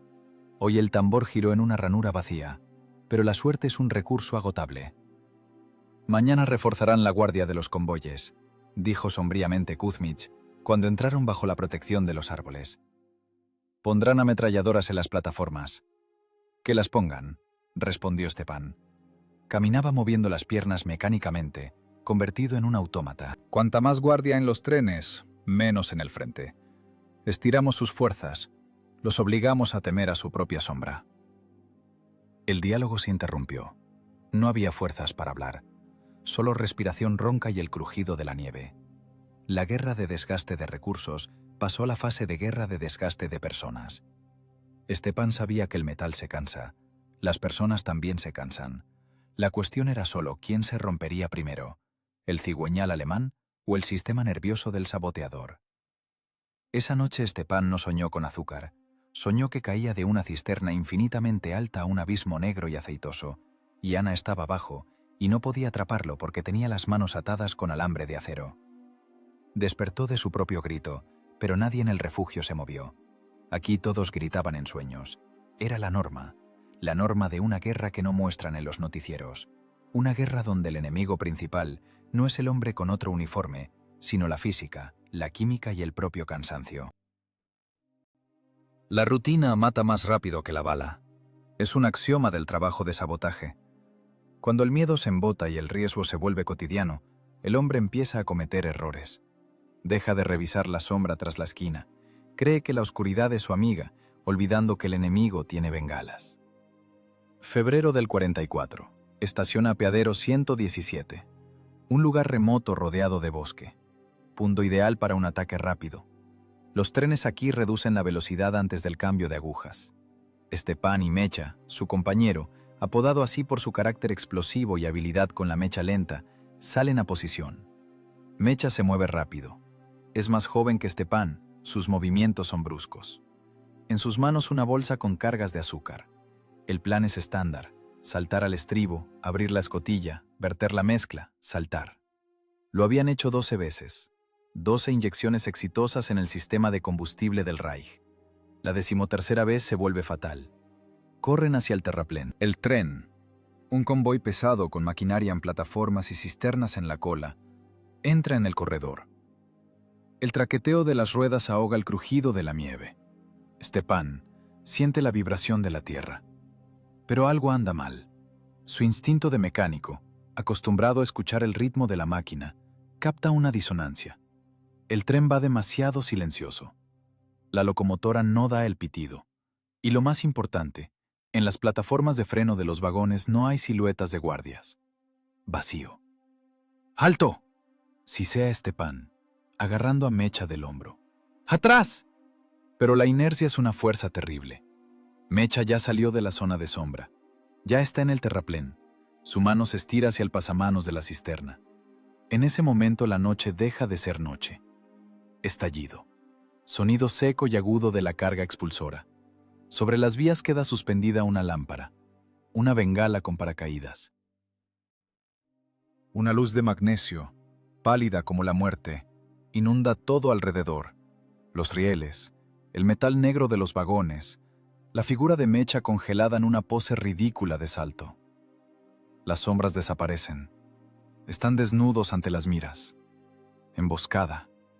No es una patrulla casual, es una operación planificada de cazadores, Jäger, para luchar contra partisanos. Esperaban. Sabían que los saboteadores vendrían. El repiqueteo de una ametralladora MG-42 rompe el silencio. La sierra de Hitler. Cadencia: 1200 disparos por minuto. El sonido no se divide en disparos individuales, suena como tela gruesa rasgándose. Trrrra. Stepan ve cómo las balas levantan fuentecitas de tierra congelada y nieve alrededor de Mecha. La física del impacto es cruel. Una bala calibre 7.92 milímetros posee una energía cinética capaz de arrancar una extremidad. A Mecha lo lanza lejos del vagón, como a un muñeco. Cae, rueda por la pendiente del terraplén. La nieve a su alrededor se vuelve negra al instante a la luz de la bengala. La sangre en este espectro parece aceite pesado. ¡Vete! El grito de Mecha es gorgoteante. Pulmón perforado. Neumotórax. El aire sale por la herida junto con la sangre. Stepan cae tras el tronco de un pino derribado. Las astillas le vuelan a la cara. Las balas muerden la madera, buscando su carne. No puede disparar de vuelta, solo tiene una pistola TT. Inútil a esa distancia contra ametralladoras. Se arrastra hacia Mecha. El instinto de autoconservación grita: ¡corre! Pero otro instinto, más antiguo, le obliga a arrastrar al suyo. Mecha yace boca arriba. Sus ojos están muy abiertos. En ellos se refleja el magnesio ardiendo. La mano aprieta el pecho. A través de los dedos se escapa la vida a borbotones. Ve a Stepan. No llegarás, ronca. De la boca sale espuma con sangre. Me rompió la pierna. El hueso asoma. Stepan lo agarra del cuello. ¡Calla! ¡Empuja con la pierna sana! Una nueva ráfaga corta las ramas justo sobre sus cabezas. Los alemanes disparan con fuego cruzado. No tienen prisa. Cierran metódicamente el cuadrante. Saben que la presa no irá a ninguna parte. Mecha hace lo que no obedece a la lógica de la supervivencia, pero obedece a la lógica de la guerra. Saca la mano del agarre de Stepan, saca del cinturón una granada, una F1, defensiva, radio de daño, 200 metros. ¡Lárgate de aquí, Stepa! Su voz se quiebra en un chillido, superando el estruendo. ¡El azúcar! ¡Tienes que... ¡Lárgate! Arranca el seguro. Stepan no mira. Las fracciones de segundo se estiran. Ve la determinación de un hombre que ya aceptó la muerte y ahora solo negocia el precio de esa muerte. Mecha compra tiempo. La moneda es su vida. El tipo de cambio, segundos para Stepan. Perdón. Susurra Stepan solo con los labios. Da media vuelta y corre. Corre como nunca había corrido. Bajo, en zigzag, usando cada irregularidad del terreno. Atrás retumba una explosión. Una. Luego la segunda. Son los alemanes lanzando granadas. Luego otra vez el traqueteo de la ametralladora. Y silencio. Un silencio corto y terrible, que significa que el cañón que cubría la retirada cayó para siempre. En el hombro golpea algo caliente y pesado, como un mazo. A Stepan lo gira, cae de cara en la nieve. El dolor no llega de inmediato. Primero, el shock. Luego ardor, como si hubieran vertido plomo fundido en el músculo. Rozadura, o esquirla. No se detiene. Se levanta y sigue cojeando, hacia la espesura. El bosque se cierra tras él. La oscuridad vuelve a ser amiga. 1 hora después. Stepan está sentado en un barranco, a 3 kilómetros de la vía férrea. Está solo. El silencio zumba en los oídos, interrumpido solo por el latido de su propio corazón y la respiración pesada y sibilante. Se revisa la herida. La bala pasó por los tejidos blandos del músculo deltoides. Hueso intacto. Suerte. Desde el punto de vista de la mecánica, daño en el revestimiento, estructuras portantes intactas, pero mucha sangre. La manga de la chaqueta acolchada se empapó y empezó a congelarse, convirtiéndose en una costra. Stepan saca el paquete de vendaje individual. Con los dientes rompe la envoltura de goma. La venda es gris, huele a yodo. Se venda el hombro con fuerza. El dolor pulsa, sincronizado con las descargas de adrenalina. Pero las manos no tiemblan. El temblor es un lujo que no se puede permitir. En la cabeza se reproduce la cinta de los últimos minutos. La cara de Mecha. La luz de magnesio. El sonido de tela rasgándose. Mecha ya no está. El chico alegre que sabía falsificar virtuosamente sellos alemanes con una papa y soñaba con abrir un taller de relojes después de la guerra, ya no existe. Se convirtió en estadística de bajas. Stepan siente cómo algo muere dentro de él. Esa parte del alma que aún podía temer, compadecerse, esperar un milagro, se quedó allá, en el terraplén. Adentro se forma un vacío, un agujero negro y frío. Y este vacío comienza a llenarse. No de pena, no de lágrimas. Se llena de una furia helada y cristalina. No es la rabia caliente del berserker que va al combate cuerpo a cuerpo. Es la rabia fría del ingeniero que ve la imperfección del sistema que mató a su amigo y decide desmantelar ese sistema. Por completo. Hasta el último tornillo. Diálogo consigo mismo en la oscuridad del barranco. Lo mataron mecánicamente. Simplemente apretaron el gatillo. Funcionó el fulminante, la pólvora se quemó, la bala salió. Es tecnología. Creen que son más fuertes porque tienen más plomo y acero. Stepan se levanta. La cabeza le da vueltas, pero se apoya en el tronco de un abedul. Yo les mostraré otra tecnología. La tecnología de la desintegración total. Por Mecha no me llevaré 10 soldados. Me llevaré 10 convoyes. Haré que sus trenes descarrilen no por explosivos, sino porque los ejes de las ruedas revienten por sobrecalentamiento. Envenenaré cada litro que intenten echar en sus tanques. El azúcar en el bolsillo sobrevivió. Stepan palpa el bulto endurecido.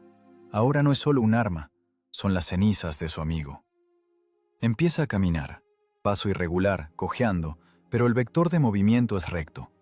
No regresa a la base a lamerse las heridas. Sigue adelante a lo largo de las vías, hacia la siguiente estación. El dolor en el hombro se convierte en ruido de fondo, como el zumbido de un transformador funcionando. A lo lejos vuelve a pitar una locomotora.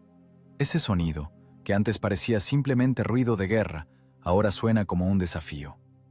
El monstruo de hierro devoró a Mecha, pero el monstruo olvidó que incluso la máquina más grande puede ser detenida por una pequeña pieza rota que cae en los engranajes.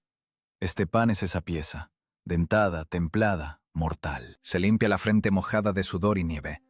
En la mano queda un rastro, mezcla de barro y sangre, pintura de guerra de un solitario. Ya no tiene cobertura, no tiene espalda tras la cual esconderse, solo hay un objetivo y los medios para lograrlo. Emociones desconectadas. Queda la funcionalidad pura. Misión: destrucción de la infraestructura de transporte del enemigo. Método: sabotaje químico. Plazo de ejecución: hasta el paro cardíaco total. O el suyo propio, o el de la maquinaria militar alemana. El viento aúlla en las copas de los abetos, como cantando un responso por el caído. Pero Stepan no oye el llanto. Oye solo el tic-tac de un temporizador invisible. El tiempo corre, y para alguien en la retaguardia alemana, ese tiempo ya se agota, aunque todavía no lo sepan. Se disuelve en el bosque, volviéndose parte del paisaje invernal. Un fragmento frío, afilado e invisible, que se mueve hacia los órganos vitales del enemigo. Sótano de una escuela destruida en los suburbios. Las ventanas tapiadas con ladrillos y sacos de arena. La única fuente de luz es una lámpara de queroseno sobre una caja de proyectiles. A su alrededor, 5 personas. No son combatientes de grupos de asalto, son adolescentes, ancianos, mujeres, a los que los alemanes consideran lastre inofensivo. Los que tienen acceso a cocinas, lavanderías y garajes. Stepan está en la sombra, su brazo izquierdo en cabestrillo, pegado al pecho. Los movimientos del derecho son bruscos, escasos. Dibuja con tiza en la pared ahumada un esquema. No es un plan de ataque, es el plano de un detonador químico simple de efecto retardado. Escuchar con atención. Su voz es seca, como el crujido de una rama rompiéndose. El azúcar en estado puro es un riesgo. Si se vierte de golpe, se asentará en el fondo. Si revisan el tanque con una varilla, encontrarán el sedimento. Fusilarán en el acto. Necesitamos disolución, gradual, invisible. Toma de la mesa un trozo de tela de algodón densa y un puñado de azúcar refinada. Cosemos cápsulas, paquetes apretados. La tela debe ser densa. En la gasolina se empapará, pero no dejará que el azúcar se salga de golpe. Se irá lavando, gramo a gramo, kilómetro a kilómetro. Stepan mira a los ojos a sus alumnos. En esos ojos el miedo se mezcla con la sed de venganza. No les enseña a matar personas, les enseña a matar mecanismos. Ustedes no son saboteadores, son fantasmas. Se acercan al vehículo solo cuando están seguros al 100%. Un paquete en el tanque y el camión se parará a los 50 kilómetros. 2 paquetes y no pasará del segundo cruce.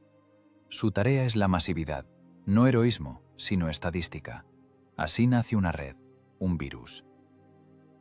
Antes Stepan era un lobo solitario mordiendo al oso en los talones. Ahora se convirtió en el arquitecto de una epidemia. Las instrucciones, escritas en trozos de periódico, pasan de mano en mano, de aldea en aldea, de estación en estación. La tecnología del sabotaje de azúcar es primitiva como la rueda y efectiva como la guillotina. No requiere explosivos que buscan con perros, requiere lo que hay en cada alacena. La escala cambia. Ahora no son pinchazos puntuales, es un fallo del sistema. Alemania, Laboratorio de Análisis Químico de Combustible en el cuartel general del Grupo de Ejércitos. Limpieza estéril, azulejos blancos, olor a reactivos. El ingeniero jefe Kraus mira por el microscopio. Frente a él, un corte de un inyector de combustible de motor Maybach sacado de un tigre parado. Kraus limpia sus gafas con un paño de gamuza. No cree a sus ojos. «Es imposible», murmura. Son depósitos de carbono de tal densidad, como si el motor hubiera funcionado con petróleo crudo. Pero el análisis espectral muestra gasolina de la más alta pureza. A su lado está un oficial de la Gestapo. Espera respuesta. Necesita nombres, direcciones, contraseñas. «¿Cuál es la causa, ingeniero?», ladra el oficial. «Glucosa». Sacarosa, caramelo, Krause levanta la vista. En su voz hay pánico de hombre de ciencia, enfrentado a una barbarie que vence a la tecnología. Añaden azúcar, se disuelve. Nuestros filtros están diseñados para impurezas mecánicas, para polvo, virutas, agua. No atrapan una sustancia disuelta. El azúcar pasa a través del sistema de limpieza como un fantasma a través de las paredes. Y luego en la cámara de combustión, a 2000 grados de temperatura, se convierte en pegamento. «Pues pongan filtros nuevos», grita el de la Gestapo. «¿Cuáles?». Krause abre los brazos. Para filtrar una solución, se necesita un laboratorio químico en cada camión cisterna. Se necesita destilación. No podemos destilar millones de toneladas de combustible en condiciones de campo. Es un callejón sin salida logístico. El sistema empieza a devorarse a sí mismo. Berlín emite una directiva. Reforzar el control sobre la circulación de alimentos. Entregar azúcar solo bajo firma. Sellar las tapas de los tanques de combustible. Pero esto es agonía burocrática. No se puede sellar cada tanque en un frente de 3000 kilómetros de largo. No se puede poner un soldado de las SS en cada boca de llenado. Y el virus de Stepan sigue trabajando. Nudo ferroviario en Minsk. Un guardavías anciano, revisando las cajas de grasa, arroja disimuladamente un paquete en el tender de la locomotora. 3 horas después, en una subida, el agua en la caldera espumará por el jarabe, los tubos del intercambiador de calor se taparán de carbonilla y el tren con tanque se parará en el tramo, bloqueando la vía para los 3 convoyes siguientes. Aeródromo cerca de Kiev. Un mecánico, local, que atiende el camión cisterna, olvida cerrar la tapa de la cisterna por 5 minutos. Es suficiente para que una lavandera, que pasa con una cesta de ropa, sacuda allí el contenido de una bolsita discreta. Resultado, un escuadrón de Junkers no despega para interceptar bombarderos. Los motores tosen y se paran en la pista de rodaje. Stepan está sentado en el bosque, escuchando los partes de la oficina de información soviética en un receptor casero. El locutor habla de problemas inexplicables con la técnica del enemigo, de reducción del ritmo de la ofensiva. Stepan sabe la verdadera causa. Mira sus manos. Ya no están negras de aceite, están limpias. Pero esa limpieza es engañosa. Estas manos pusieron en marcha un mecanismo que es más terrible que cualquier preparación de artillería. Creó un arma que golpea en el punto más doloroso de los alemanes, su fe en la técnica. La paranoia en las filas de la Wehrmacht alcanza su punto máximo. Los tanquistas temen repostar. Exigen probar el combustible de cada barril. Esto alarga el repostaje de un batallón de 2 horas a 6. Se pierde tiempo. Se pierde ritmo. La iniciativa pasa al Ejército Rojo. En los caminos hay vehículos abandonados, enteros, sin golpes, simplemente muertos por dentro. Las brigadas de reparación alemanas no dan abasto. Se les acaban los motores de repuesto. Las fábricas en Alemania no alcanzan a fundir nuevos bloques de cilindros para reemplazar los estropeados. La economía del Reich, ya tensa como una cuerda, empieza a romperse. Stepan entiende. Es la victoria. No esa victoria que se celebra con fuegos artificiales, es una victoria silenciosa, de ingeniería. Convirtió su ventaja, maquinaria compleja y de alta precisión, en su maldición. Cambiamos el grupo sanguíneo de la Wehrmacht, se dice a sí mismo, mirando el mapa lleno de marcas de sabotajes. Ahora en lugar de sangre tienen jarabe, y con jarabe la guerra no funciona. Pero es pronto para relajarse. El sistema, acorralado, se vuelve agresivo. Los alemanes empiezan a fusilar rehenes por cada camión parado. El precio del sabotaje sube, sangre por azúcar. Stepan se levanta. El hombro duele recordándole el precio que pagó Mecha. Debe irse. Tiene una reunión con un grupo de ferroviarios. Hay que explicarles cómo inutilizar correctamente las bombas de alta presión en las locomotoras diésel. La guerra evoluciona y él debe estar un paso adelante. Se convirtió en más que un hombre. Se convirtió en una función, un algoritmo de destrucción. Y este algoritmo ahora está escrito en el código de la guerra para siempre. Un proceso, una vez iniciado, es imposible de detener. El frente del azúcar no conoce tregua. Julio del año 44. El polvo en las botas ya no huele a quemado, huele a ajenjo seco y a tierra negra calentada por el sol.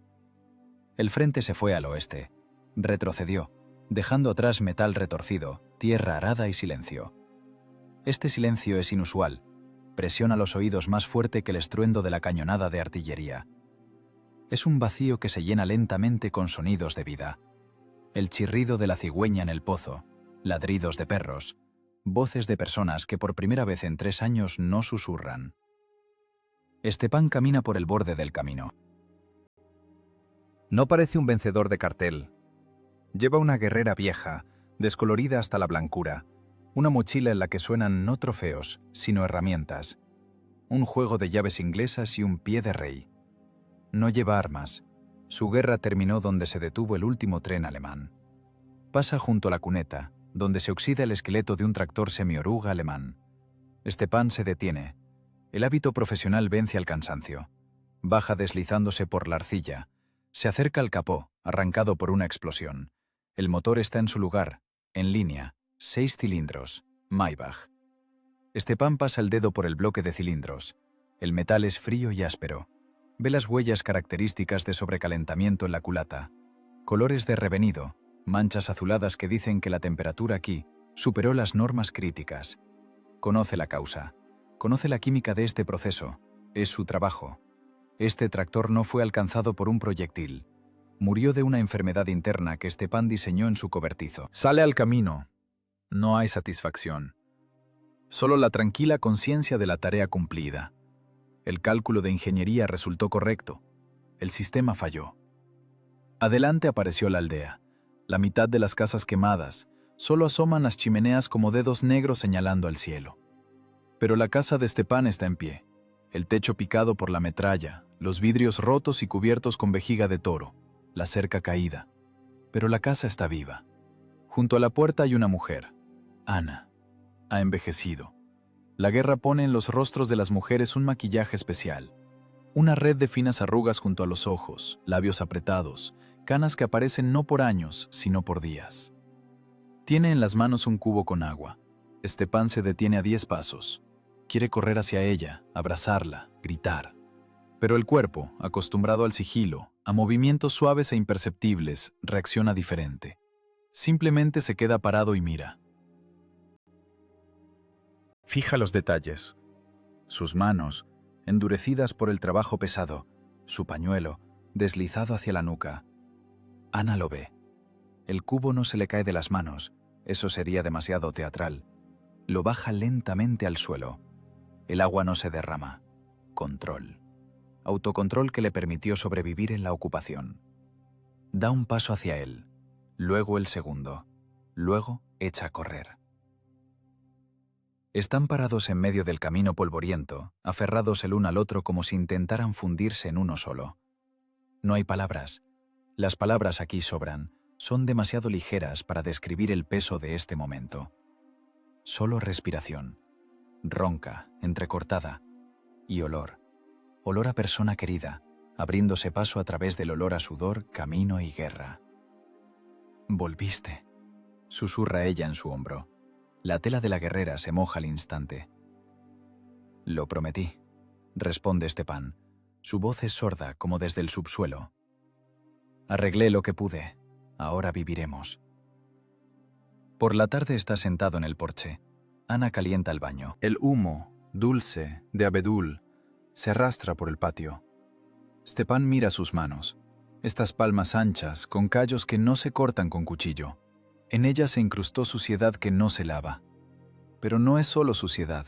Son rastros de grasa de grafito, óxidos de metal y azúcar en polvo. Las mira y entiende la magnitud de lo hecho.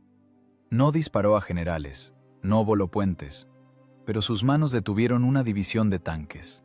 Él, un simple mecánico con educación incompleta, encontró la vulnerabilidad en la maquinaria militar más perfecta de Europa. Hackeó el código de la Wehrmacht. Los alemanes apostaron a la fuerza, al blindaje, al calibre, y él apostó a la fricción, la temperatura y la reacción química. La inteligencia venció a la fuerza bruta. La frágil red cristalina de la sacarosa resultó más fuerte que el acero aleado de Krupp.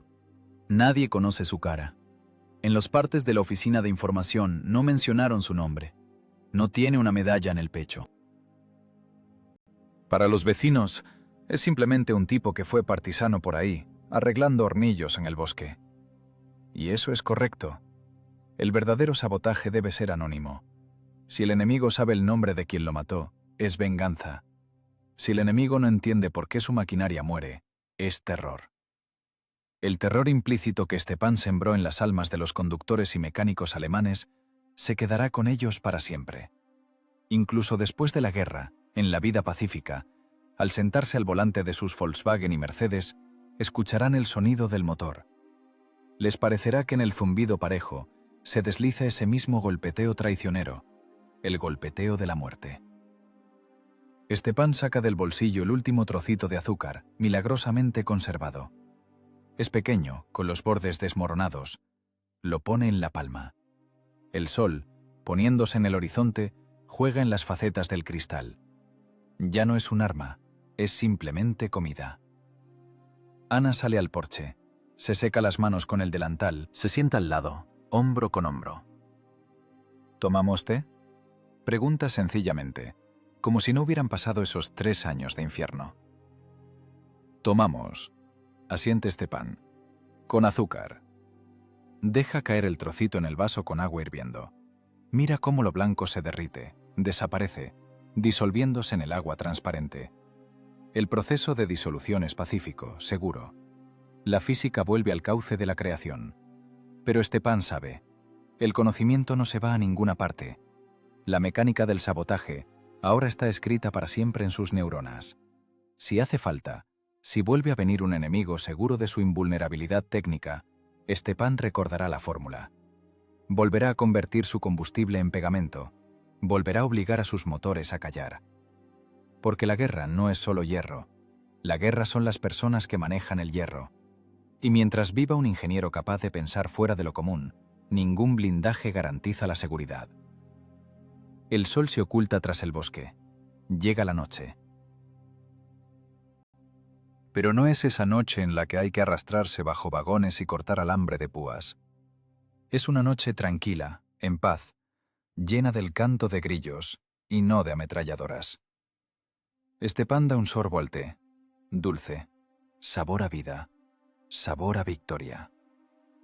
Fin.